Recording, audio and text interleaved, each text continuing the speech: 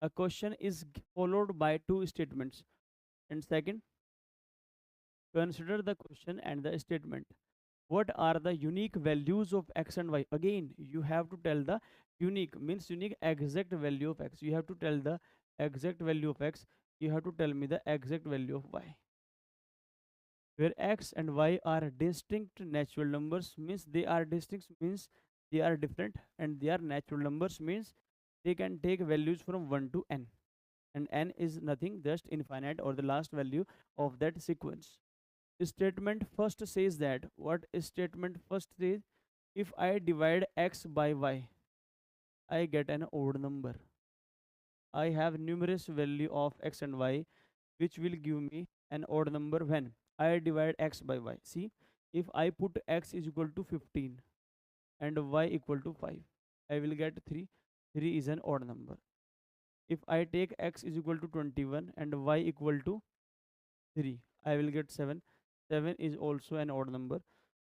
So I have, if I take x is equal to 33 and y equal to 3, then I have 11. 11 is also an odd number. So statement first is not correct, or statement first is not sufficient to answer my question. And my question is that, is x, can I tell the exact value of x, y? I cannot tell exact values of x and y by using the statement first. So I will move to the statement 2. What it says, it says that xy is 12. Xy is equal to 12.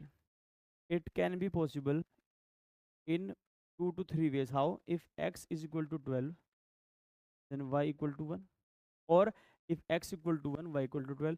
So I have two values of x and y. I cannot tell two unique values by this product only, and I have another product, whether it is 6 into 2, whether it is 4 into 3.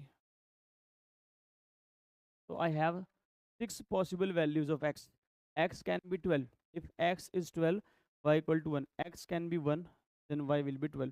So we have 6 values of x or 6 values of y. So statement 2 also fails. So we have to combine both the statements. If we will combine both the statements, what will we get? What will we get? See, from this statement, we have to take x and y. See, if x is, this also explain that x is greater than y, because the numerator is greater than the denominator. That's why we're getting a quotient which is an odd number. So we have to take, either we can take x is equal to 12 or y equal to 1. So 12 upon 1, if I take x equal to 1, y equal to, x equal to 12, y equal to 1, I will get 12 is not an odd number. If I take x equal to 2, y x equal to 6, y equal to 3, I will get an odd number. If I take x equal to 4, y equal to 3, I will not get any number. I will not get any, I will not get any number, because 4 by 3 is nothing but a fraction.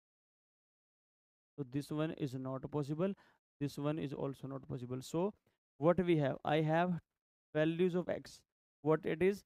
It is 6. We have x equal to 6 and y equal to 2.